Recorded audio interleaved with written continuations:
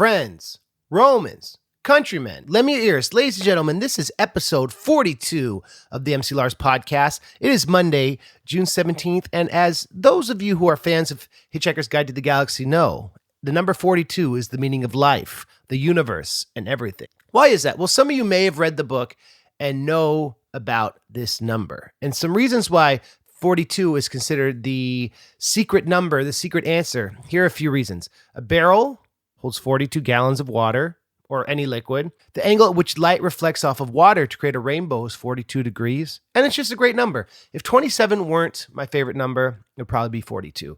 This week's episode is brought to you by some new Patreon supporters. Shout out to Chris, Anthony, and Stuart. And some old school supporters, Christopher, Nora, and Web Guy. He spells it with a 3. So that's what's up. Thank you all for your support. I am dropping a Eastbound and Down track this month, and then I'm doing a Richard Brodigan song, so be sure to log in for that. I'm also doing a bunch of songs about the Marvel Cinematic Universe. So I'm doing songs about the stories in the MCU chronologically. Don't want to miss that. That's going to be tight. This week on the podcast, we have Neil Olstad from Koo Koo Kanga Roo. And I met these guys on the Vans Warped Tour. I remember they were very friendly, especially Brian, and I got to know Neil too. And I met Neil on the day before the tour started. And something interesting about hipster culture is that there's always this embracing of childhood. And I talked about that a little bit on Hipster Girl. And if you've seen Koo Koo Kanga Roo, the reason why they're so freaking appealing is that kids can get into them, but so can like rowdy hipsters and parents. And I'll never forget once at the Vans Warped Tour, they end their show with this colorful parachute for their awesome Rainbow song. And I remember jumping under the parachute and everyone moshing and how serious they took it. It was great to talk to Neil because Neil has a lot of interests: technology, basketball, hip hop music, pop culture. He loves roller coaster rides. He tells a crazy story about how he once rode a roller coaster hundreds of times to try to win a car. And I just love Neil. He's one of my favorite people. We talk about the NBA Finals, and it was before everything went down last Thursday. And we're speculating on how the Warriors were going to win. But Neil's taught me a lot about basketball over the years. And it was the last game before the Warriors moved to San Francisco. So that was epic. We talked about that. I played a show Saturday with Word Burglar and MC Frontalot and Dice Raw, who's part of the Roots Collective. Toronto won a championship. And so, you know, I'm not going to take it too personally. Word Burglar, you're from Toronto, but that's what's up. So we asked a question that we did not clarify. I'm going to clarify the question before the podcast. So when we get to that speculative point of our discussion, you'll be like, oh, I know. They already figured that out. So Neil wonders why the Oakland A's mascot is a white elephant. And I did not know the history of this. I mean, I'd heard about it, but I forgot about it. And I mistakenly call him Stampy, but that's because I was thinking about The Simpsons. Stomper is the actual name of the elephant. So here is the origin of why the Oakland A's picked an elephant as their mascot. Are you ready? All right. So in the early 1900s, there used to be the Philadelphia Athletics. They were going head to head with the New York Giants. The New York Giants manager said that one of their investors had a quote unquote white elephant on their hands. So why is a white elephant? Why does that mean like a bad gift? You know, they have like you'll go to a Christmas party and it'll be a white elephant gift where you give horrible gifts and everyone's like angry, like, oh my gosh, I got a can of disgusting rotting pickles. Oh no, blah, blah, blah. You know what I'm saying? So white elephant comes from the idea that back in the day, hundreds of years ago in Southeast Asia, a white elephant is a rare albino elephant, and they're seen as like a sign of good luck. So if an emperor were to give you a white elephant as a gift, you would have to feed the elephant tons of hay, feed it tons of food, find a place to put it, make sure it didn't destroy your house, because you had to expensively maintain this creature, which was like majestic and beautiful, but like a pain to keep. So in the New York Giants calling the Oakland A's a white elephant, it was like the investor had this gift that was horrible. And so at the beginning of the World Series that year, the manager sent the New York Giants manager a stuffed white elephant as like a joke. So they kind of embraced the team. You know what I mean? It's like when someone calls you a nerd, you create a subgenre based on that. And in 1988, they officially adopted Stomper on their uniforms as their mascot. So the Oakland A's are interesting because they were owned by Philadelphia, owned by Kansas City, and eventually by Oakland. So thank you, Neil, for like inspiring me to look that up. We just dropped a new video, Ozymandias. It came out Friday. Please be sure to go to mclars.tv. That links to my YouTube channel, and you can see all 4 of our videos we've done for the Dewey Decibel System. I made a playlist. Megan Ran was in New York this weekend. I was too. We had a press day. We went to Marvel. We did their podcast, freestyled on Marvel. It was tight. We did a Pace Magazine Day Trotter session, and then we did a interview with NPR about Edgar Allan Poe. And then today we're doing a bunch more stuff. So shout out to Stunt Company Media, because Sue Marcus has been doing great. I got some shows coming up. I'm playing Warped Tour on June 29th, and then July 6th, I play Anime Midwest, and I got some more stuff coming up this fall. So that's what's up. Let's get into this interview with Neil Olstad. Next week is Brian from Koo Koo Kanga Roo. So I thought it'd be cool to talk to them about the different approaches to the project, kind of like I did with the Dead Milkman. And we're going to end with Neil's and Brian's song Dear Diary from Fast Casual, which I think is indicative of how Koo Koo Kanga Roo do not care. They'll do whatever they want and they have fun with it. And they made this album about Panera because they like Panera. I've eaten at Panera many times with these guys on tour. And Dear Diary is kind of Neil's story of this character who just loves Panera and how Panera helps his dreams come true. So this is a conversation with my man Neil on the MC Lars podcast. And check it out. And be sure to check out Koo Koo Kanga Roo. If you're a fan of me, I'm sure you've heard Koo Koo Kanga Roo. And if you haven't, you're going to have your mind blown. Go to their YouTube channel because they're really, really tight. All right, peace.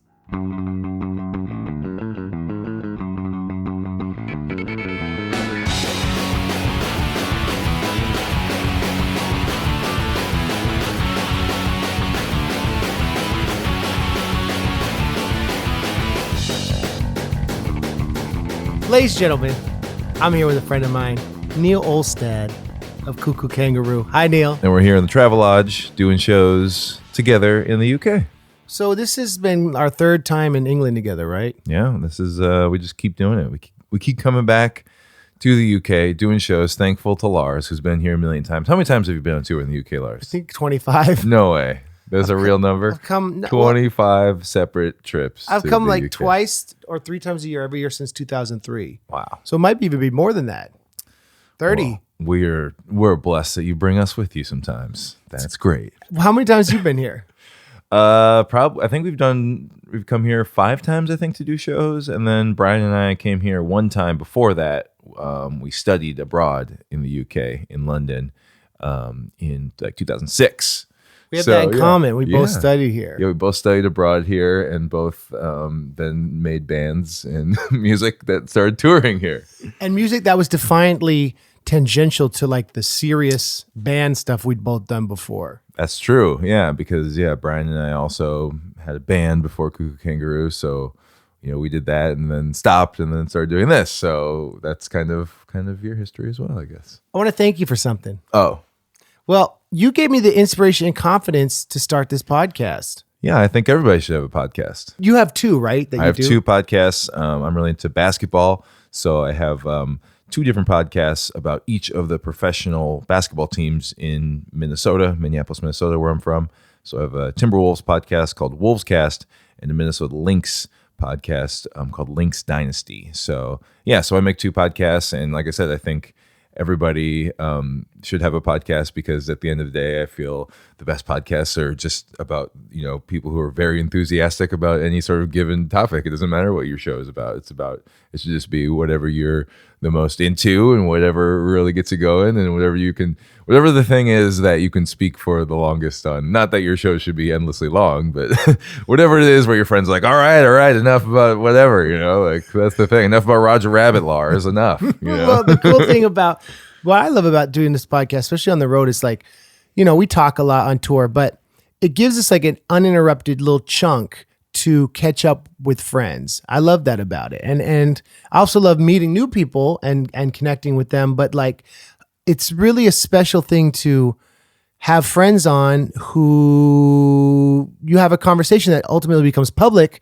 But I think special podcasts are ones that it's like a private conversation you might have anyway, right? Yeah, and you get to then also share whatever that thing that other person's into, and you kind of get to either match up what you both like, or get to share opinions about whatever, and yeah, it's a good way to sort of just sit down, and I think people like hearing those types of things anyway. If they listen to the MC Lars podcast as you are right now, then you probably like the types of things Lars and the people that you roll with sort of talk about. So I don't know. Yeah, I think it's a I think it's a wonderful thing that podcasting has gotten so big recently, and so more available, and more people are making them. It's kind of a joke these days, like, oh, my podcast, but that's a good thing in my mind. I think it's cool. It's cool that people can distribute and make something in this kind of in this way that's so accessible. Well, it's like my Instagram. Everyone's a fantastic photographer with great filters. You know what I mean? It's similar, right? Yeah. But I remember we'd be on tour and you'd be on your iPad editing your episodes. Yeah, and last year. You work so hard on it all the time. That's the cool thing about audio and this kind of thing too. I mean, we're here in the UK and we're doing this show. It's pretty portable. I mean, technically you can record a podcast with just your smartphone device or whatever. And I don't know if I'd recommend you do that, but hey, if that's where you got to start, do it anyway. You know what I mean? Don't be limited by the tools. Yes, there are some expensive things you can do to make your podcast sound better and stuff, but hey, you should do it. You should start your podcast from wherever you are with whatever you have on you. You can probably do it. But yeah, on the road, I'm not recording shows, but producing and editing the shows that with Wolvescast. My brother is my co-host, so he's back home still doing the show with a friend and stuff, and then he just uploads the files Dropbox, and I could download them and edit on the iPad and stuff. So yeah, it's a great time. Again, it's another great reason why it's a great time for audio and to make things on the internet and stuff. Is the tools are all there and relatively cheap and easy, and yeah, so it's really fun to be able to do this while I'm on the road too. Neil, explain to me what is everything you love about basketball? The game is a beautiful game. The game is a improvisational game. It's the comparisons between basketball and jazz are very clear. And very so I just love the game. I grew up playing the game, so it sort of is embedded in me at a young age. I'm a tall person, so I was always on the basketball team even growing up as a kid, so I was always tall. But yeah, just a passion for the game of just it's a beautiful, fast moving, free flowing game that's really, and I love the personalities of especially the NBA and the WNBA. Basketball, there's no face masks, there's no hats, obscuring the facial features and emotion of these players and stuff. So I find that of the major sports, it's the most emotional, and also, you get to know the personalities a little bit more, and there's less players as well. You think about an NFL football team, how many players are on the field at the same time, how big their rosters are, 50, 60 people or whatever it is. But in the NBA, each team only has 5 players on the court at once, and there's only 12 players on the team in general. So I don't know. I feel I can connect to the NBA a little bit better, and I just love the game so much. So it's my sport of choice. Yeah. And it doesn't slow down, really. It's fluid like jazz, right? It keeps on moving. Everyone has to. There are set plays, but the improvisational part is, as it is in jazz, is each player has lots of free will to kind of do lots of other things. Everything is not scripted very much at all. There's so much ability to freestyle and do something different, or just to go one-on-one and instead of involve your teammates. If you think you have the best chance to score, just go for it. And that's lots of reading the floor, as they say. You kind of make a decision in real time as the defense presents itself to you or the offense presents itself to you. So I just love that about it, and it's so beautiful to watch to me, and it's so simple, and yeah, I love it. So why was Michael Jordan considered such a legend? And is he still considered the greatest of all time? He is. Yeah, I think most would still consider him the greatest, although LeBron is, as he I believe enters, he's finishing up, I believe, his 15th season, so he's kind of, that's a lot in the NBA. I think Michael might have played 17 or something like that, but Jordan is the best because he dominated the league for a long time, and just did it in a way that no one before him really had on both ends of the court, offensively and defensively. He wasn't just scoring; he was also one of the best defensive players in the league. And just beyond how good he was, it was the cultural aspect of what he was doing that had just never really been done before. The way the marketing of it all, and the way he was connecting to the country and the world at large had never really been done before. I mean, before him, the biggest stars you had were maybe Magic Johnson and Larry Bird, which they were great, and that was a a big marketing thing for the league, their rivalry.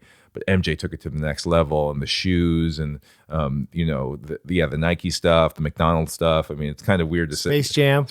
It's kind of weird to like talk about like the advertisement stuff side of it, but it is notable because it didn't really exist in a big way before him. You know what I mean? I think he was probably the first NBA player like host SNL, and do stuff like that. So, is it true that he wore his North Carolina shorts underneath, which is why he wore the baggy ones and popularized that? Yeah, I mean, I don't know if they were supposed to be covering up his North Carolina jersey shorts, but yeah, so he wore his college basketball shorts under his Chicago Bulls, pro team shorts when he played in the NBA. So. Yeah, that was just like a little lucky, it was just a superstition of his, I guess, to wear those. But yeah, it was maybe also, I've never read that, but maybe that's the case. It was maybe a league rule that he couldn't have a blue, if you play for the Bulls, you can't have a blue color on, right? So it was maybe he had to fully cover them up. And then that popularized kind of the baggy basketball shorts. Yeah, and there were some other college teams, most notably there's a University of Michigan team from the mid 90s or the early 90s that also brought in that the baggy shorts era or whatever. But yeah, MJ was the greatest and still is considered. But LeBron is LeBron is right there up there with him. I would say they're probably 1-2 in most people's eyes, first and second. So LeBron has definitely risen that high. LeBron just doesn't have the number of titles. Michael Jordan won 6. LeBron, I believe, has 3.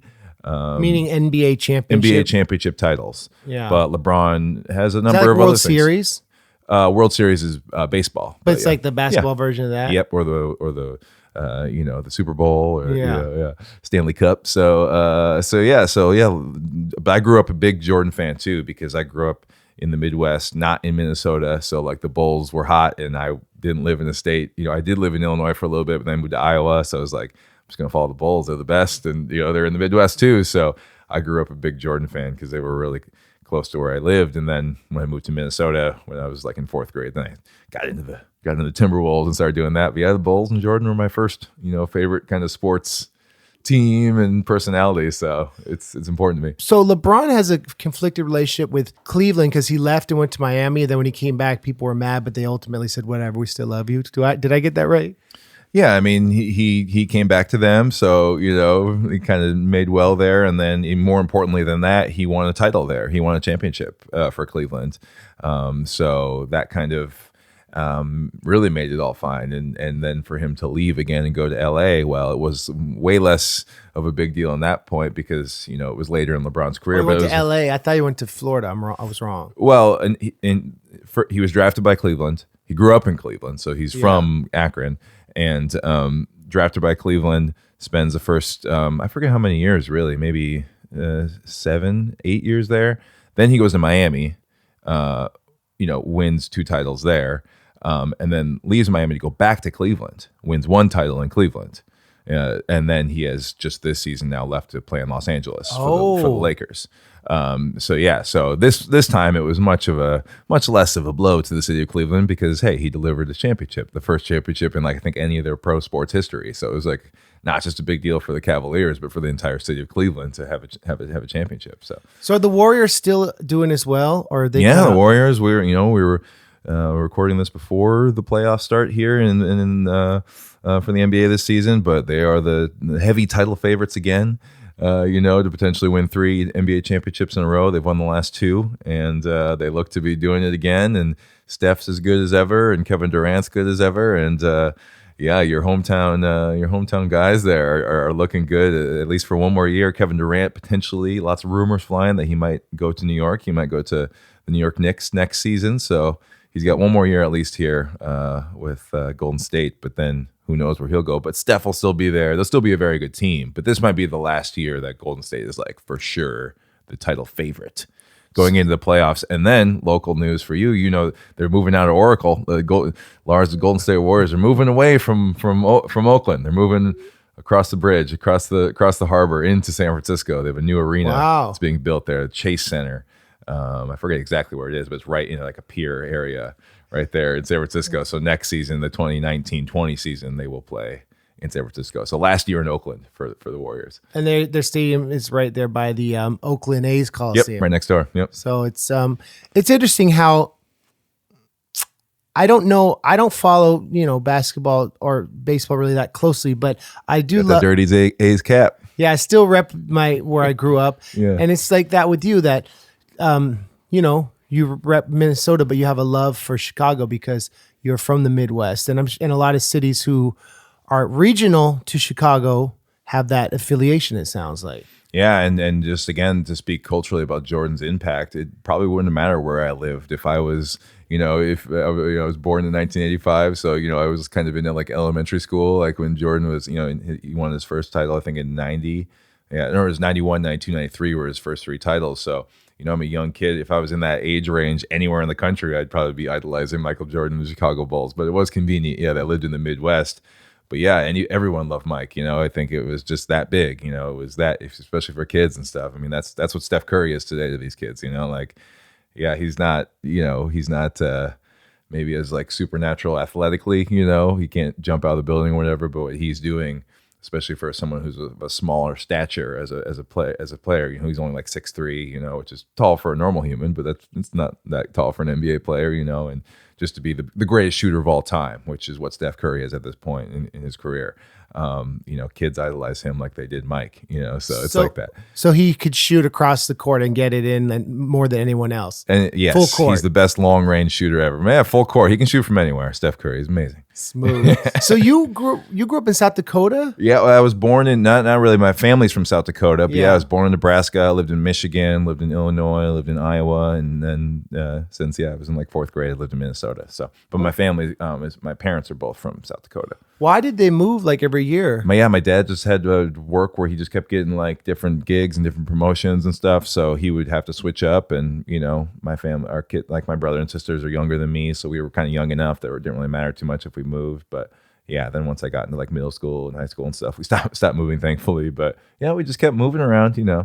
That's how it goes sometimes. But at least keep moving. Yeah, keep moving. But I'm glad I didn't have to move like in high school and stuff, right? Like that would be. You didn't have to do that, did you? You like? I had to move in 5th grade. 5th grade. So I left Oakland, and then my parents moved to Monterey, which is like near Santa Cruz. As long as you get out before, as long as you're like staying once you get to be about that age, like middle school and high school gets like so hard. I can't imagine. And because you're the new kid, you're starting over again. I can't imagine. That must be so tough. Anyone who's listening who did have to move, our hearts go out to you. We're feeling sorry for you. Sorry. My dad, he's from Australia, and they moved a lot between Australia and America because his dad was going to get his PhD, and they were like back between, and that was hard on him, Yeah. And so he really formed this intense love of American culture because it's like the first time he moved, I think he was like 7 or 8, and it was he wanted to feel this kinship, Yeah. And did he ever take you to sports? Any you remember going to any Warriors games or any Oakland A's games or something? Yeah, and we still try to do every summer. That's cool. And last summer or 2 summers ago, I tweeted from the field like at the A's game, and their social media team, since they follow me, came and brought us all this merch and like shouted me out. That was cool. Shout out to Oakland That's what you get for A's. wearing the hat everywhere you go, all around the world. I rep it. Like today, our tour manager Tony was like, "Lars, what does Oakland A stand for?" I'm like, "Oh yeah, people don't know. It's the athletics." It's the athletics. And even I know that. I don't really follow baseball, but I know that one. I guess the only thing I don't know is why like they're like secondary mascots like an elephant. Stampy the elephant. Why is that?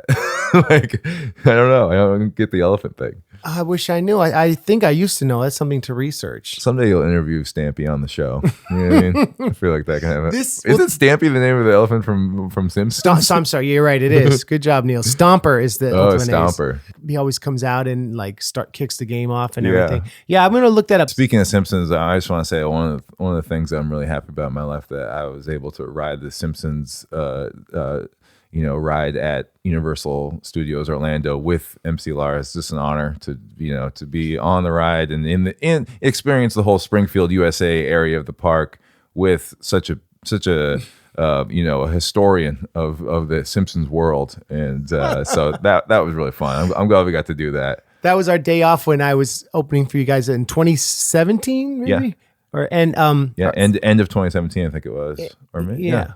And our friend Sarah and Nick got us in because Sarah works there. Mm-hmm. And fun. I wanted to spend all day. It's the Simpsons Land, but the rest of the tour is like, all right, let's keep it moving, guys. We've been here 5 hours. It's a pretty big section. Like, it's not just one attraction. There's like a spinner ride. There's like the alien spinner ride, which is really funny just to stand there and listen to it because it does like all these hilarious lines of like the aliens. Was it Kang and Kodos twirl to you hurl or something? That is funny. And then they have multiple food things in there. You can go into Moe's. You can, they have the Bumblebee Man taco truck outside. You can get they have the Quickie Mart, which I wonder if they'll Quickie Mart merch still rep the Apu part of that. Yeah, I was there a few months ago and it's still there, so we're good for now. Yeah, that's interesting. It's interesting how immersive that land is, and then there's the Simpsons ride with the line that's like really cool. Yeah, it's a good experience. Highly recommend it. Might make you a little dizzy, but it's a good experience. It's not a.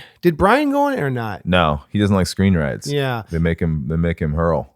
It's I wrote it when it first came out, and I thought it was gonna be like a ride with like practical effects and stuff. But revisiting it later, like 11 years later, it's really funny because it's like. If anyone hasn't, it's genuinely funny. It's which you can't say about many rides. It's not like many rides are going for comedy. That one is, and it feels like when I don't want to give the ride away, but I'll say one thing: Maggie gets blown up and she's gigantic, and so she's like playing with the car, and it almost feels like it's actually happening, like when you get picked up and stuff. You're moving around. Yeah, I think it exists in LA too, doesn't it? Yeah, that's where I first wrote it. Okay. Yeah, and it's pretty similar, but they don't have all this like Krusty Land stuff, like all the it's not as big. Yeah, in Orlando they have more of the land stuff, is what you're saying. You're a big theme park aficionado. I'm so into it these days, Lars. What is your parents' backgrounds? Like, what kind of careers did they end up doing? Yeah, so my dad, he was in pharmaceuticals for a while, and that was kind of just pharmaceutical sales, and that was his main jam, and that kept us moving around the country. So we always had lots of swag around the house, like pens with like crazy Pfizer. Yeah, like pens with crazy like pharmaceutical names on them, or like little like stress balls, squishy balls that you would squeeze, and stuff like that. So that's kind of like my memory of all that. And he like had to travel all the time and like go sell doctors on the hottest new drugs or whatever. But so he was, I don't think he went to like pharmacy school. He's more of like a salesman or whatever. But yeah, these days he works in like dental insurance and kind of similar kind of like medical sales, like type of stuff. And then, my mom, I don't know, she was a stay-at-home mom, like pretty much, for our childhood. And then she, started working as a secretary, like in the school system and stuff, in Minnesota. And so that's what she still does now, works in a school as a secretary and everything. So, but yeah, she was around kind of as a stay-at-home mom. Again, I have two siblings. So she was always hanging around, taking care of us and bringing us everywhere and stuff like that. So, I mostly think of her as, I don't know, like a mom, I guess, as you do with your parents. But I don't know, sometimes I guess like parents have like more intense jobs. And you're like, oh yeah, I know exactly what they are. But there were three of you said. Yeah, right? 3 kids. That's intense. Yep. So I'm the oldest. You were probably were you kind of like a wild, out of control kid, or were you kind of shy and quiet? I think I had the thing of like, I'm the oldest, so I feel like I'm getting the raw end of the deal. You know what I mean? A little bit, where I could like see that like my parents were going through stuff for the first time, and they were just like, here's the rule, and it's a strict rule because we don't know about this yet. You know what I mean? Like I could see that it definitely like play out to be true. Like the youngest kid, like, as your parents have like gone through it before, like they kind of understand it a little bit better and maybe like give maybe some rulings that are more favorable to the child in those situations because they realize the world's not going to end if you're not home by whatever, or I don't know, so I definitely kind of had that. I felt that kind of pressure of being like, oh man, I'm getting, it sucks to be the oldest because of this, but I don't know. It's What's all your good. Your difference between you three? There's about 2 years difference between all of us. So 2 years, my brother's 2 years younger than me, and my sister is about 2 years younger than him. My sister, I have an older sister who maybe you met her at the wedding. I don't know. My sister, Sarah, she would always, she's a year older, and she'd always complain about how, she'd get to see a PG-13 movie I'd get to at the same time. My Right. milestones were matched with hers. Yes. But with the 4-year It's just difference, easier that way. Yeah. It's just more convenient.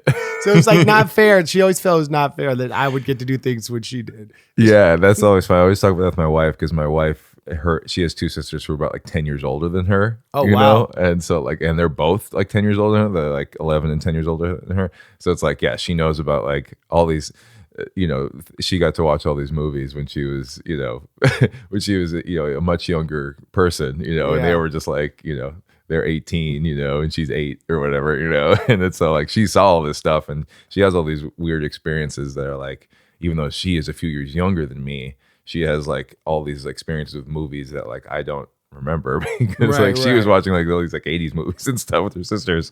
Well, and your wife is like a very accomplished writer. Yep, she's a writer and she's a creative director and partner at agency in Minneapolis called Superhuman. So so she does that, and she's a great writer, and she's very wise about the world of brands and figuring out how to position brands and think of creative ways to get their messaging out there and specifically she's a writer and stuff like that. So maybe having siblings that much older, maybe that helped her grow up and think of the world.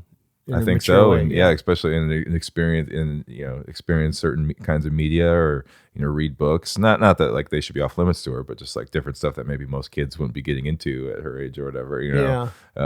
So I think she definitely had lots of books to read and lots of movies and cultural experiences that were kind of handed down to her by her 2 older sisters. So that's cool. But and because you have an older sister. Yeah. So you were.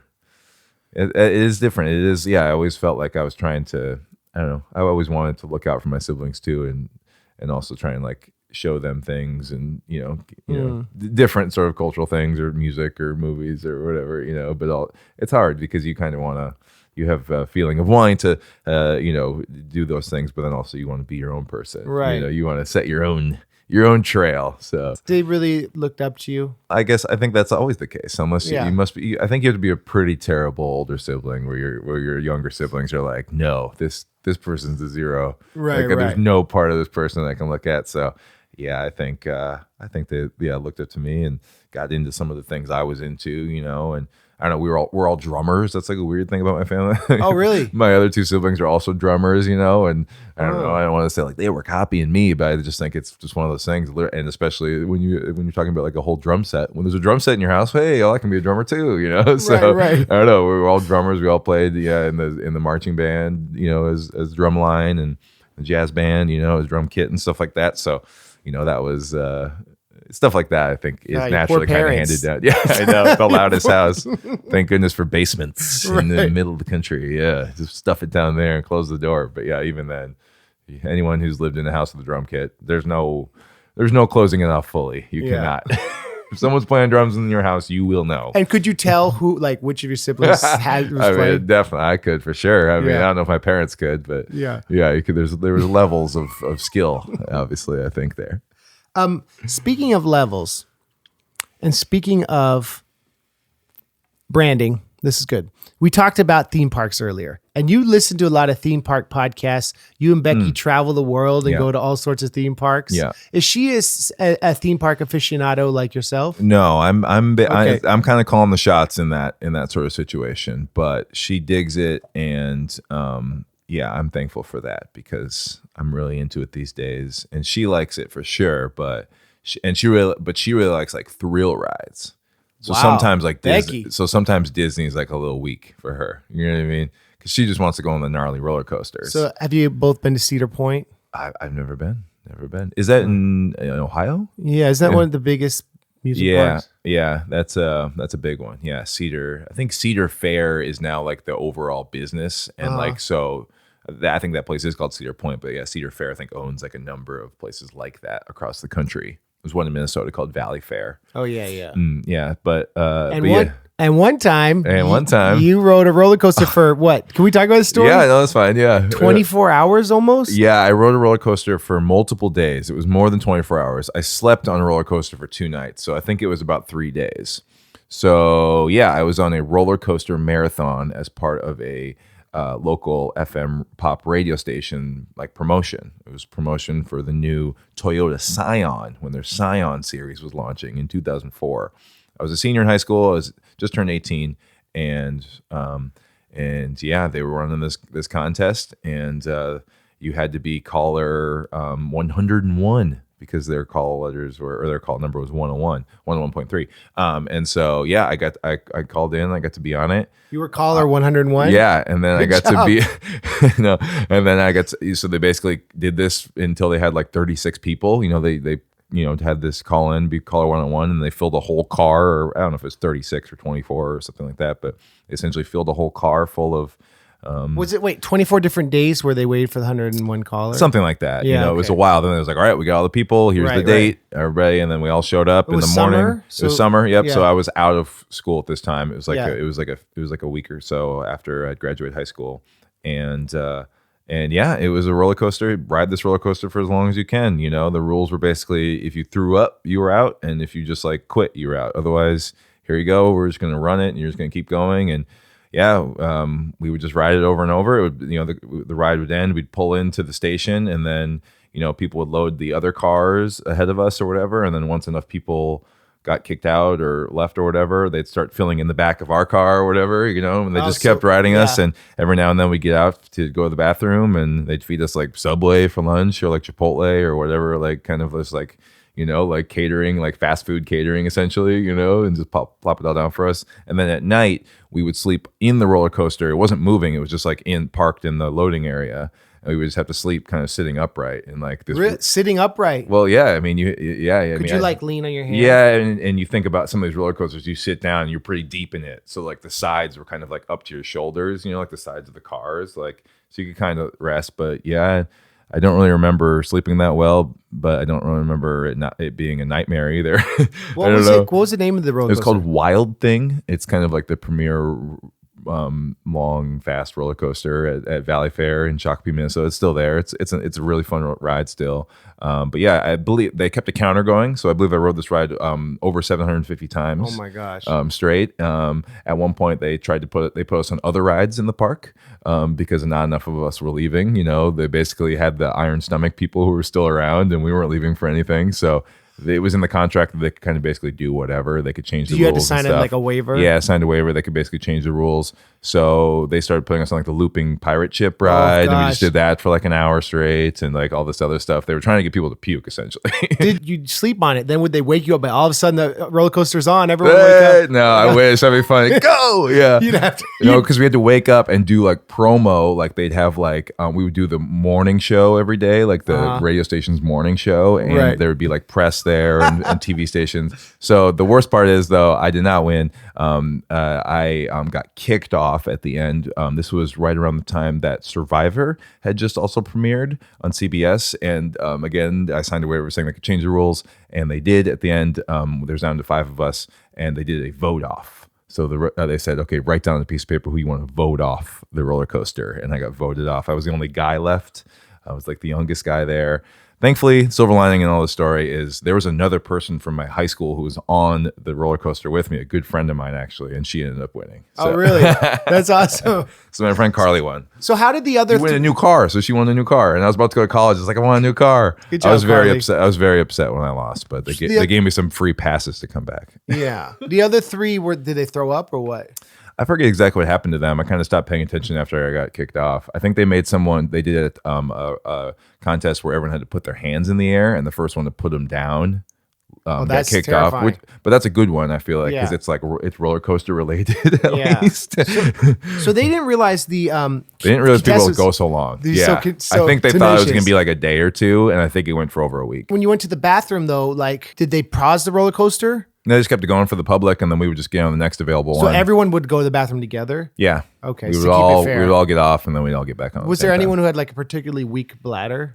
I don't think so. I don't remember that ever being a thing. The weirdest thing was that someone got like a really bad sunburn and had to like leave because they got like a gnarly sunburn. Were you putting sunscreen on every day? Yeah, we just had sunscreen. Yeah, and a hat? everyone's wearing hats and stuff, but this person did not. So, Oh gosh. yeah, I'm really happy I did that, and it's a cherished memory because it's a really weird thing, and not many people have done something like that. What's it So- like to sleep in a quiet amusement park. That would be scary. Yeah, it was nice, except for it's tough because it's you're outdoors too. So then as soon as it was a little chilly, and then as soon as the sun comes up, you're up. It's like 5:30 in the morning, and you're up and at them. So that was a crazy time. Roller coaster marathon. It was hard to ride it that many times and not win. Okay. Yeah. Did and that inspired in part your roller coaster song? Brian and I have a song called Roller Coaster, and yeah, I guess I did. But I didn't think about the connection between that roller coaster marathon and my new obsession with theme parks.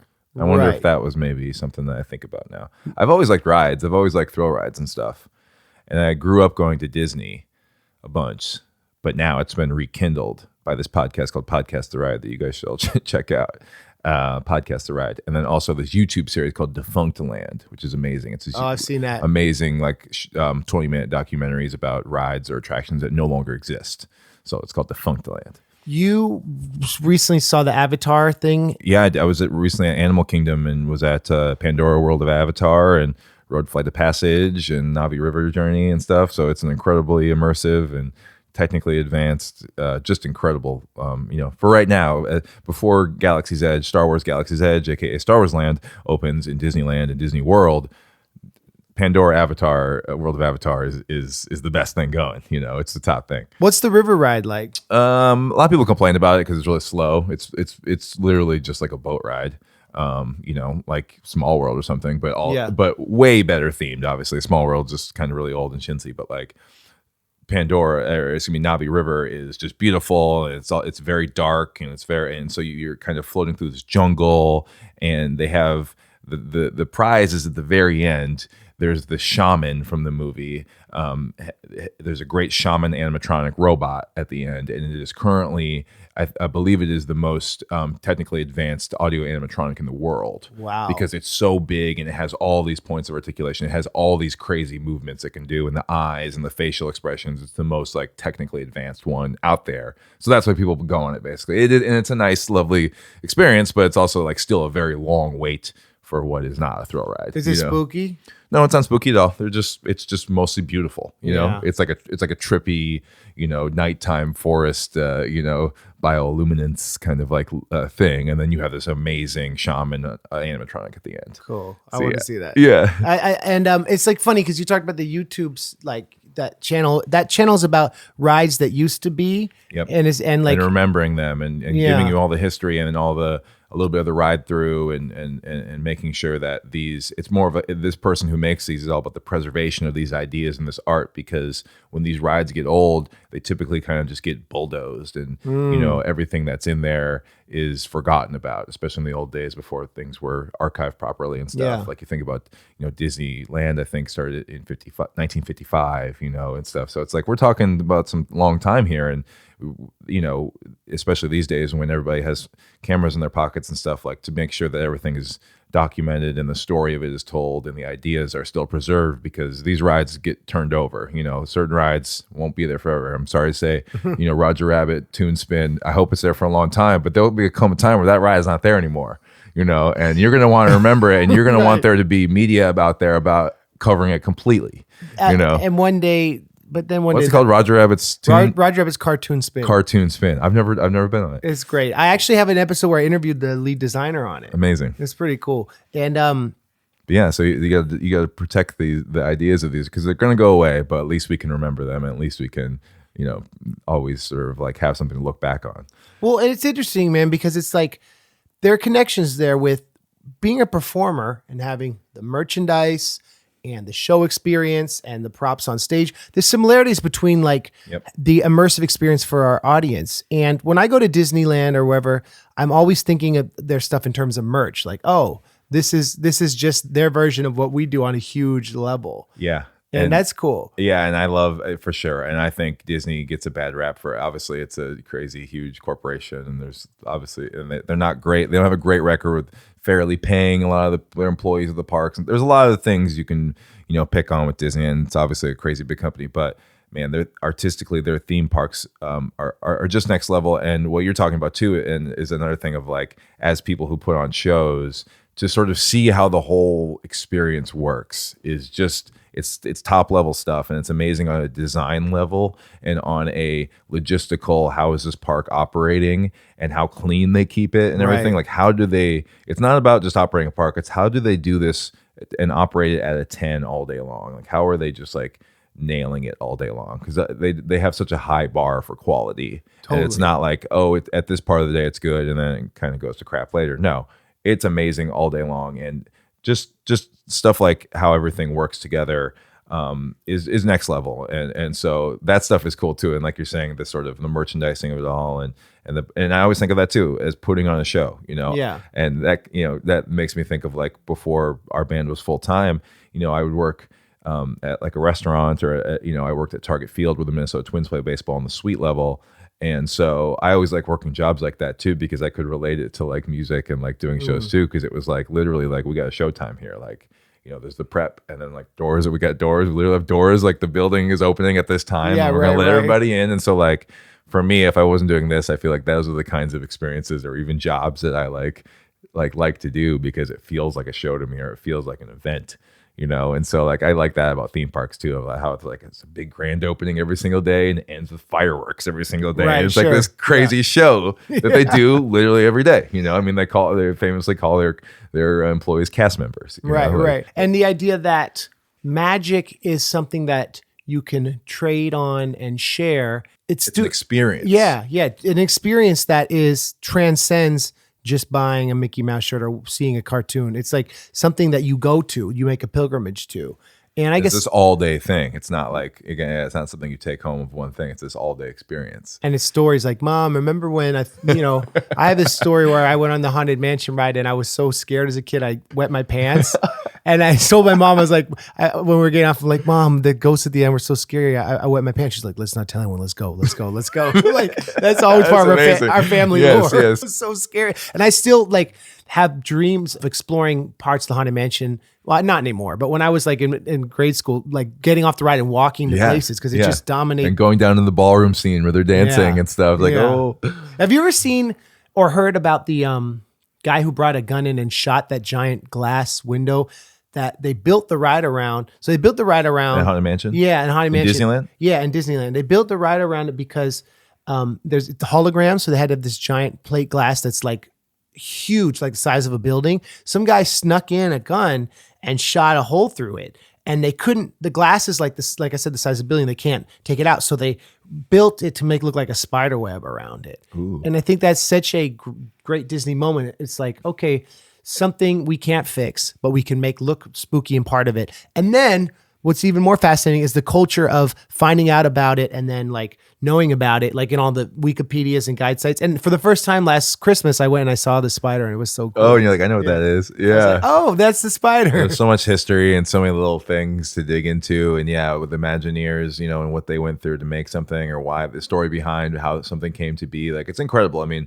even back to Haunted Mansion days, like again, 1955, and in that era, it's like they've always been on the cutting edge technologically of this ride stuff and this attraction stuff, and they're going to continue to do it with Galaxy's Edge, you know, with the Star Wars stuff. It's going to be the premier stuff in the world, you know. So you have these people these Imagineers working for Disney, whose job is to kind of create this stuff and be on the very cutting edge of all this, and yeah, they're always some of the most creative people in the world, you know. So it's the artist, entrepreneur people that you and I and Brian and all of our friends grew up looking at, and now we've kind of like found a way to monetize and make our own brands and make our own magic. And it's kind of cool that we all, especially you and I, we share our appreciation for that. Yeah, we like the show. We like doing the whole show and making sure that everybody is, you know, having a good time fully. And I don't know, and trying to connect. Your Koo shirt with the logos like your version of the mouse ears, you know. yeah, you got to have a, you know that's for sure a thing. It's good. Hey, it's good for talking about marketing and merch. It's good for that, but it's also like, I don't know, it's a very simple sort of costume sort of idea. Brian's always talking about, you know, he's always been the one to push us towards costumes. Even our first band, our rock band that we were talking about before, we wore matching shirts and stuff, right? Was that book club? Book reader, yeah. Book reader, yeah. And so we wore shirts, you know, and that were all matching colors and stuff, you know. So like that's always been a thing. You know, that's always been the showmanship part of our band kind of coming out. And you've always had an affinity for hip hop, I would say maybe more than Brian. Yeah, totally. Brian's, Brian's definitely more, he likes hip hop and stuff, but he kind of was more maybe growing up on, we always joke he was more into, the soundtracks of of certain, or maybe like Disney movies, or he was in show choir, so he's more into pop music, and I'm more into like hip hop, and we both kind of also like pop punk bands and stuff like that. We kind of meet in the middle with those types of things. Yeah, But yeah, I kind of grew up. I don't know, some of my first music memories as far as like recorded music that I would listen to were hip hop records. Stuff. Mostly, I think my first like tape I ever had, Michael Jackson, "Dangerous." So that's not really hip hop, but. Heavy D's on it. Okay, that's right. Yeah, on Black and White, or no, he's on. Does someone rhyme on Black and White? Too? Yeah, but he's uncredited. He's just like an engineer. They had rap on it. Weird. Yeah. But yeah, like Coolio, and you mentioned Space Jam. Space Jam was big. I love the Space Jam soundtrack. Again, I was right, the perfect age for that when that came out. So what a great soundtrack. And Jay-Z ghost wrote Bugs Bunny's rap song on that. I didn't know that. That's incredible. And Jay-Z was one of my favorite rappers to start. Having Hard Knock Life and Jay-Z's Volume 2 come out. That was one of my first hip hop records. Like the first big Puff Daddy record, that had a lot of big on it was awesome. And, so some things like that. And then when I got into like middle school, it was, Dr. Dre Chronic 2001, DMX. You went a little West Coast. Oh, yes. Went West Coast with that. And then, I started getting to Eminem and it just kind of kept going like that. I always loved hip hop. And as a drummer, I think it was mostly that. It was, sure. I never really, I didn't rap until much later in life. I didn't rap until I was in, this band, Koo Koo Kanga Roo, in like 2008 or something like that. Right. Like I didn't think of I liked hip hop, but it was mostly because I liked the beats. And as a drummer, I liked playing along with those records. I would put on my headphones and just play, turn it all the way up and play and stuff. So, I think it was a lot of the drummer influence, and just like I just love hip hop beats, and I would always think about that. So I think that was kind of like how I got it. Well, we began this interview talking about how basketball has a lot of like jazz similarities, and it's like jazz, basketball, and hip hop are three very distinctly American art forms, and the comic book too. Mm-hmm. I'm not trying to generalize, but like the idea of the nerd stereotype, it's like there are all types of nerds, and I would say that. I remember on our first club tour together in 2015 when we were staying at like some like kind of grungy hotel, like somewhere in the middle of nowhere. And we were like going to sleep, and one of us was sleeping on the floor, and you're like, "Oh, good. The Force Awakens tickets are out. We got to get them. We got to make sure we get them opening night." It was like 4 months in advance. This is my type of guy. Like that you're such a pop culture fan. Yeah. And like, I think that's cool. You've never, in my 5 years now, almost knowing you've never limited. You're like this giant transcendentalist eye that consumes all these like beautiful American and other forms of culture. And how do you have time to like be up on everything? Yeah, that's hard. I don't know. I think and you're a huge tech guy. Yeah, that's kind of, those are my corners right there. Yeah, I like NBA basketball. I like tech stuff, especially like Apple stuff. And yeah, music, hip hop, and podcasts, really. But yeah, it's especially hard as you get older. I think that's the real battle. When you're young, I think it's super easy. You know what I mean? Yeah. Don't you think? Like, I think it's harder when you get older. I think something about getting older. I'm mid-30s, early mid-30s right now, and it feels like I need to work harder to sort of like be excited about more things. Like as I get older, I want to go deeper on fewer things rather than like be more spread out on more things, if that makes sense. You know what I mean? Like I stop, like even just in sports, like I used to like sort of have a general knowledge of just like all kinds of sports.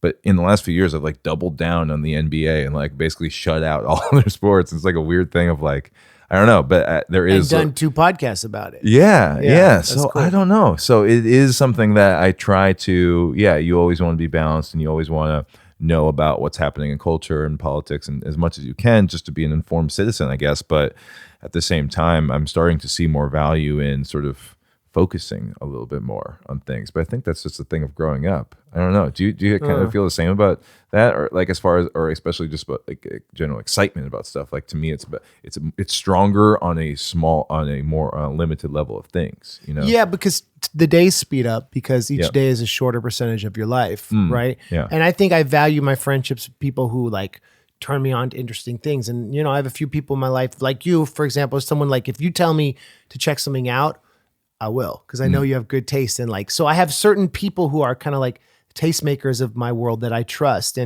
But having toured with you and Brian a lot, it's like you've opened me up more to pop culture. Like I watch Saturday Night Live now more because of you guys. Yeah, or like, we watch every week, yeah. And stuff like Coachella and mainstream festivals and stuff. You'll be like, oh, did you see Kendrick Said? It was great. And I'll be sure to check it out. So I try not to close down, but I think it's easy to. And for me, I kind of get nostalgically, like, this, I've been on this huge Roger Rabbit kick around the anniversary. And like, I'm always, talking about old ICP and old Weird Al. And so it's like I go deeper into the stuff that I was into when I was 15 or even 8 years old. And I think that that's good, but that's also not good. And I think it's like, that's the challenge in life, to always have that plasticity and curiosity. And I see that in you, which is why I brought it up. You're always interested in the world.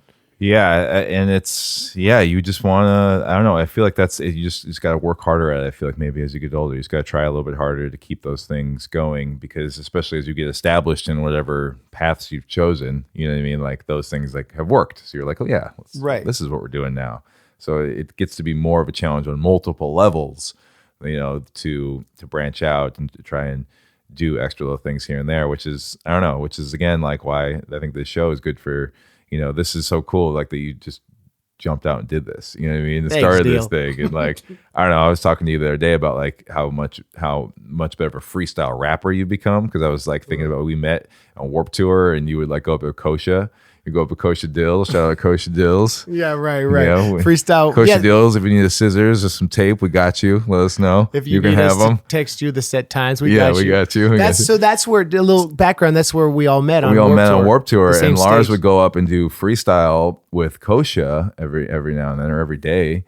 And it was tough for you up there some days, you know what I mean? And but you always got up there and kept doing it. Right. And Thanks. Now you're up there and you do the same with Megaran. You've grown in that, and it's cool now to see you. And it's just like, you're solid now and you can't be phased, and you can create stuff out of nowhere. And thanks, Neil. It's so cool. And so like, but that's the thing of like, too, think about that. Like you were at a certain age in your life, like, all right, I'm gonna get better at freestyle rapping now. And it's just like, even though it's not too weird for you as a rapper, professional rapper, but like that's the kind of like drive you need to like try and have with certain aspects of your life. Otherwise things get really boring, right? You got to keep adding in little elements, even if they are related to what you already are doing. Totally. And I think it's like being a professional musician, especially people like us who tour frequently, it's very easy to get into routine and focus on our old songs. And I like that about working with you guys, because you guys always push so hard. And in the 5 years I've known you guys, you've just grown so much, and it's blown up so much. And it's like, one of the last things I wanted to ask you is, as an artist who's also like aware of marketing and design and rapping, does it ever feel like, when you have to get up there and be silly and dance and put on the costume, does it feel like you're punching the clock ever? And if it does, how do you like get around that feeling? Yeah, there's tough times. There's, usually, honestly, when those things happen, we've done so many shows now. We've been a band for over 10 years, and yeah, there are times when the crowd's not feeling it, and maybe the whole reason why we're there is just like sort of backwards or something, or I don't know, like there's just certain shows where it's and we play a lot of really different shows is the thing. It's not like we play the same show everywhere. We do different types of shows, whether it's in schools or in clubs or at conferences, ski lifts, ski lodges, ski lifts. There's just a wide range of things. So there's for sure certain kinds of shows that are just sort of, just flat. And in those moments, yeah, especially with our band that kind of runs on a track, we don't have a sort of live music element in a traditional sense with musicianship and stuff. So it's kind of on us to sort of like as the MCs in the room with the mics who are hooked up to the PA to sort of like, I don't know, at that point, if the show's not going well and it feels like you're punching the clock, you just got to entertain yourself in a different way, whether that be like attempt something you've never done, or like try and dance in a different way, or try and do the show differently, like just shake it up in a different kind of way to sort of like, to breathe some life into it, or just find someone in the crowd who, hey, I'm playing to this person now. These people over here aren't feeling it. I'm playing to you over here now, or whatever, So there's little things you can do in those moments. And so it is very tough, especially after many years of, playing the same songs and doing all that. But generally it's still so fun because we still really enjoy the overall concept of what we're doing. You know what I mean? So it's like, even though the song, we've been doing Dinosaur Stomp for 10, 12 years or whatever, and that song can get a little stale and certain stuff like that. Still, when we perform in a pub, here in the UK with Lars, and are playing these songs and all these people have never heard it before, it's amazing. It's super fun to bring that and do this show for these people, even though for us it's something that's been on and on and on.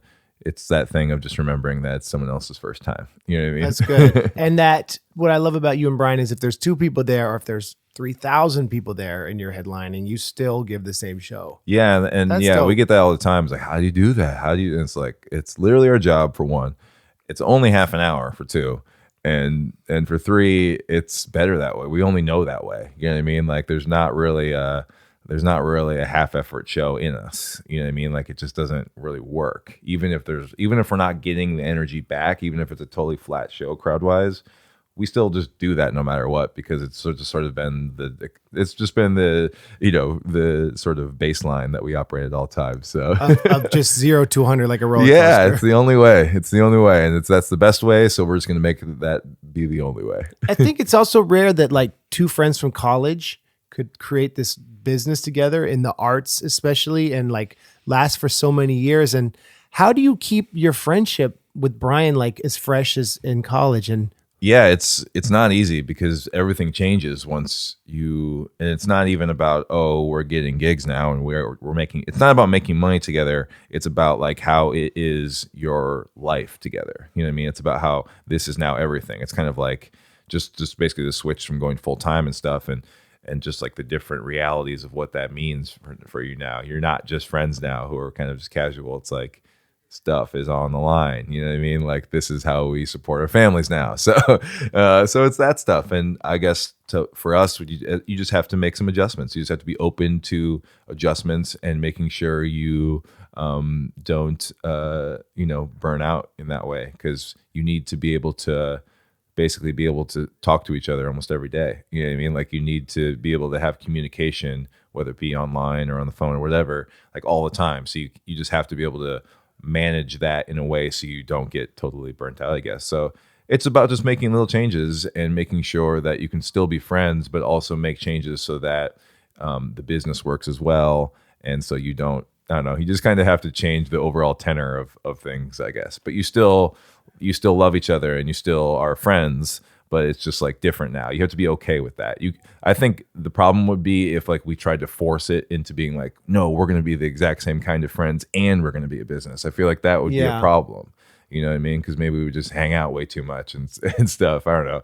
Like, and so it's like that thing of like, just be open to the changes that have to happen, and that's okay, because you're deciding together that we're not just going to be just friends anymore. We're going to kind of be a hybrid friend business LLC relationship. Traveling.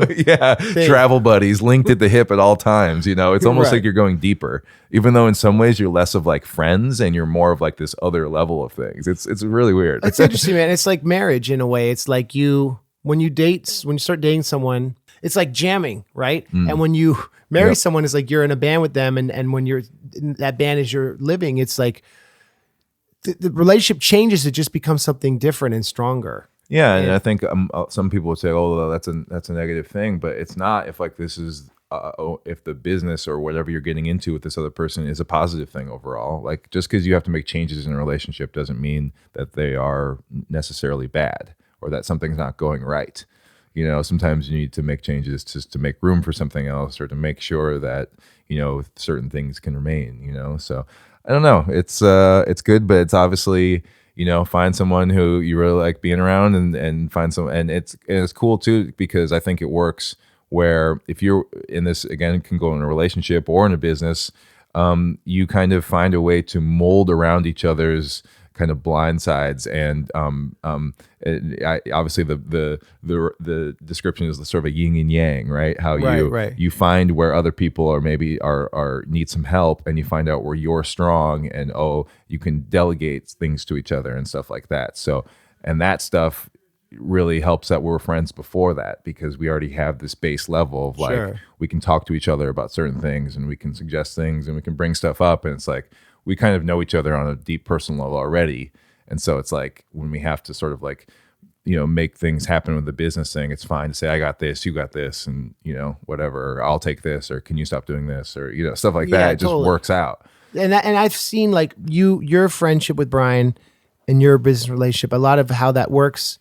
It's kind of helped model my friendship with Mega Ran, who's on this tour with us, how we're doing stuff together, and how you're very honest with him and direct, and you kind of build on things together. And it goes back to what we started this episode talking about, is improvisation on the basketball court. You have a framework for like, this is how the music industry works, and this is how a team works. You know what I mean? And like, but you always have to be on your feet. You got to be on your toes. You got to be able to be nimble, and that's great to have someone who you can, again, who knows those things too, and can make those changes with you. Yeah, that's important. And that's like, those are the rare friends you find in life, which I consider you and Brian part of that. And, like people who I feel like I can ask you, what do you think of shirt idea? And get an honest reaction. And that's special, those are people we wouldn't have met each other if we hadn't picked this musical path. That's cool. Yeah, we're all good. We're all good friends, and we kind of understand each other in I think interesting ways.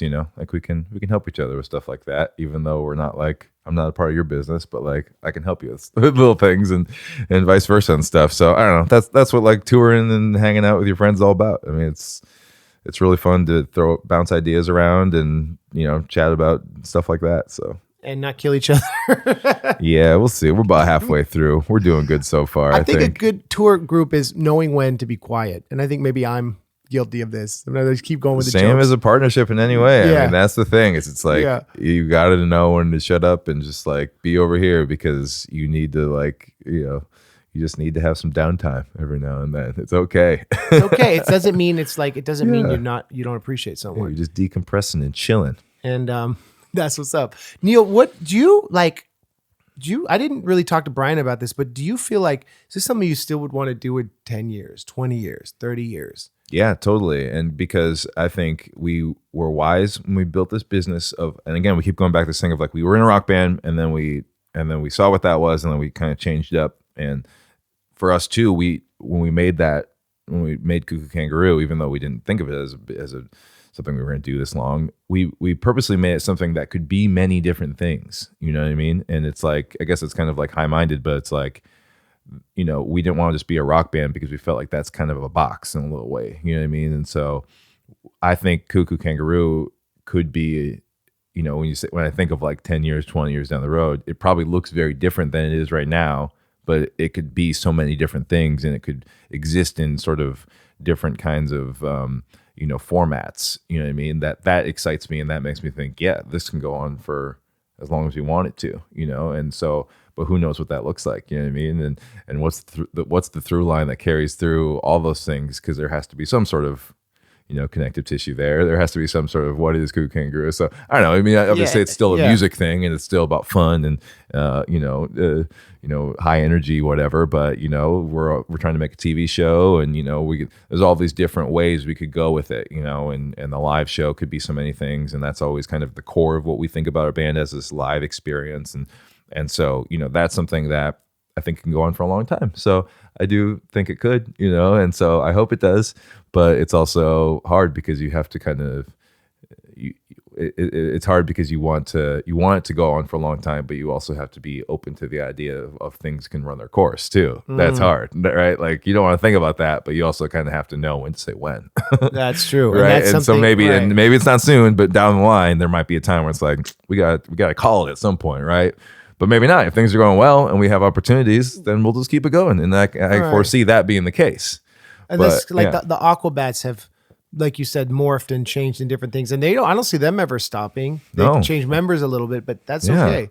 Yeah, and so I don't know. Yeah, that's the hard thing. Is like because but don't you? I feel like we would agree that like there are some good examples of especially like art when it's just like, thank you for stopping this when you did. You know what I mean? Bill like Watterson. Thank you, Bill Watterson. Yeah. But even like I thought we think about like Flight of the Conchords too. Like that's a big influence for Brian and I. And they just did did a live thing for HBO, and they're still around and doing music and stuff. But like, so it's fine to come back, but like they stopped their TV show after the second season. They were kind of like out of songs, you know what I mean? And they just like weren't really feeling it anymore. And it's like, or Chappelle, right? yeah, exactly. Yeah. And there's so many scenarios where I think I'm so glad they stopped what they did instead of giving us one more hang on for too long album or series or season or whatever. Right. Like that's so valuable. So it's like, I don't know. I don't mean to say that like, we got to keep an eye out for an exit here, but there is that to keep in mind too, right? Like you don't want to force it forever. Right. You know what I mean? Like, so I don't know. That's kind of a thing. Yeah. Well, that's cool. Neil, thanks for being on the podcast. Yeah, it's been a good time. I hope everybody like listen to Brian and I talk to you separately. I hope cool. I didn't say too much bad things about him, so hopefully he kept it cool with me. No, he said I don't know. Should I throw in a diss or something? Like how many disses did he throw at me? Zero. What is there anything you want to say to Brian that you couldn't say to his face? Yeah, because he's gonna listen. You think he's gonna listen to this? Of course. Yeah, I think I'll probably listen. I think I'll probably listen to it too. I don't know. We're good friends, so I say everything to his face. But you guys should know that Brian is running this thing. He's twisting all the knobs. He's pushing all the buttons. He's pulling the levers behind the scenes. He's kind of running he's kind of running the show behind the scenes here. So, if you ever email us, it's probably Brian getting back to you. You know what I mean? If you ever get a DM, it's probably from Brian. But so I'm just thankful for him because he is an amazing business person and very he's the engine. You know what I mean? You got to have an engine, and he's powering it. You know what I mean? Yeah. Like I'm stoked to be here and very into it for sure. But he's like pushing us forward. If you want, I just hope I'm not like dragging him too far. No, I was gonna say if you want a guest verse from Koo Koo Kanga Roo, it's probably his part's probably ghostwritten by Neil. There you go. That's the part for me. Yep, I provide the raps and some graphic design, and we both come up with ideas. You know what I mean? It's we're creatively in sync and creatively very split, very mutual in all of this, but. Man, Brian's amazing because he's a business runner too. You know what I mean? He's a producer in this thing. Well, he's Violent J and you're Shaggy. Okay, and that I'm glad to know that. Shaggy's kind of like Shaggy too dope, more iconic, the original voice, but Jay's kind of like the engine of ICP. Nice. You could play your stuff for your parents more, I guess. Nice. Well, I'm happy to be Shaggy too dope because we're all homies. Okay, we can't cover it though. Throwing up clown love signs. We were talking about this skit where I'd be like busting on my friends and doing jokes about him, like, "Yo, Neil, I love that guy. He's so tall, homies." So you say something about a friend, and then yeah, Mega Ran, man, that guy sure loves wrestling and video games, homies. Some of you don't know we're referencing a song called Juggalo Homies by ICP. You've let me talk to you a lot about ICP over the years. I love learning about ICP. It's great to tour with Lars. You learn about ICP. You learn about Jerky Boys. You learn about Vanilla Ice. You get all the best culture, little things that have ever happened. The pinnacles of culture. The pinnacles, Simpsons, Nirvana. Those are good things. It's all good. You learn about all this great stuff when you hang with Lars. It's been cool. And we got, about halfway through this tour? Yeah, it's been going great. It's been great. Turnouts have been good. I love coming to the UK with you. I don't know if it'd be as cool with anybody else because you've been here so many times and you're so like into it here. You know what I mean? Like all the stuff so well. Like you know the cities and all the areas and different people in all these places. It'd be like really weird to come here with like someone else who had never been here before and be like, "What are we doing? Well, maybe what is this place about?" Like one day you guys can bring like some proteges or something like that. Yeah, that'd be fun. It'd be like, here it is. Learn about BAPS. I don't know. Mm-hmm. We hang out a lot. Most of the time we hang out is on tour. Mm-hmm. And then you and Brian came to my wedding. That was really cool. Yeah. And but I feel like it's like whenever I see you guys, it's like no time's passed. We pick right up. Just jump right back in. I think that's how it is. I think with lots of touring people who like see each other on that, you know, like if you're in the business of traveling a lot and doing the shows and stuff, like you just kind of pause it when you leave each other and then start it up again. Oh, hi, Ben. Boom. And then you just keep going. A song will remind you of something from like 10 years ago and it feels like no time passed. And that's going back as we wrap up, like this thing about magic, right? Like that's the Imagineers do that. Musicians who have like a cohesive brand who want to share their music do that. And that's like inspiring to meet people who have this crazy mission to be like, yeah, we're going to shout in microphones and sell pieces of cotton with things we design on the computer and somehow pay the bills and be married adults and do this. Yeah, and our goal is like this ultimate high level thing of like this experience that you remember for like a really long time. Yeah. And it's like, you know, it's like this, it's this crazy way of like getting to that, right? You're trying to get to this high level of like just a great night or just a great overall experience and something you remember, and then hopefully in a long time you bring your kids or whatever, like, or you tell your kids about it or something like that.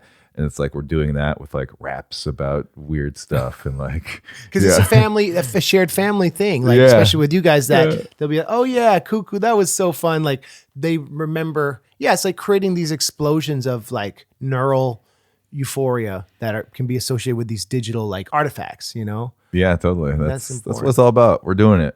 So come see a show. Come see us. Come get that experience. You are on Instagram. You have a solo Neely. Hit me up, Neely Drum, NEILYDRUM on Instagram, and then follow the band. What do you? You're on Twitter, right? Yeah, same thing on Twitter, Neely Drum. Don't really tweet much, but you know, sometimes I'll tweet about theme parks or about MC Lars. It's all good. Your photos are great. Speaking of archetypes, you've got a great eye. I love taking photos, and so follow me on Instagram because you'll see them there. Neil, thank you for being on the show. Love you, Lars. Love you too. Peace.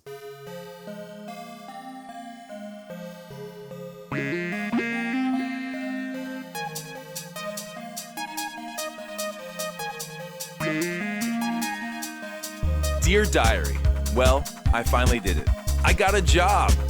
My tropical fish hobby has really gotten out of control, and the extra spending cash will go a long way. I'm really proud of myself right now. I've been unemployed for 9 months. Finally, I just decided that enough is enough. Time to rejoin the working class. Of course, I didn't want to get a job just anywhere. I want to work at a place that separates the wheat from the chaff. Somewhere that has chicken noodle soup for my soul. You know, a place that's really on the rise. That's right, I got a job at Panera Bread. My dreams came true, got a job at Panera. My dreams came true, got a job at Panera. And everything's changing, my dreams came true.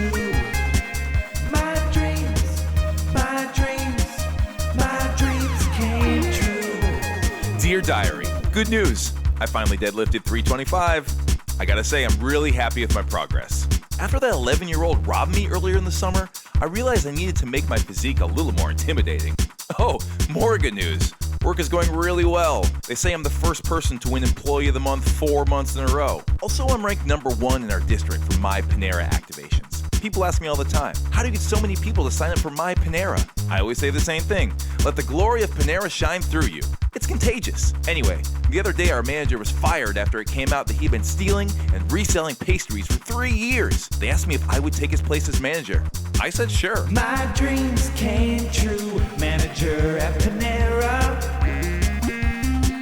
My dreams came true, manager at Panera. And everything's changing, my dreams came true. My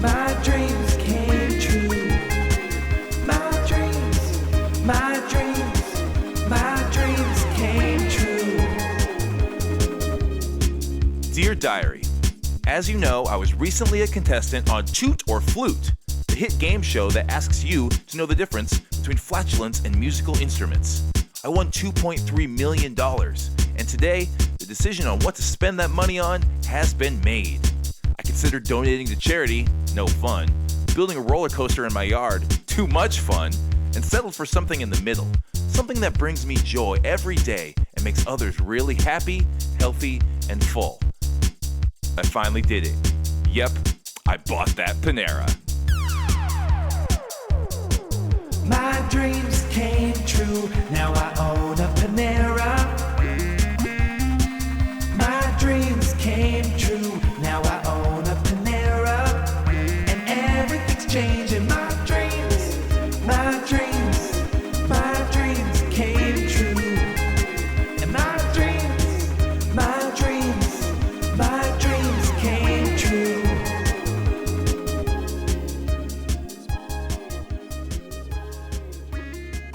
You know what was tight?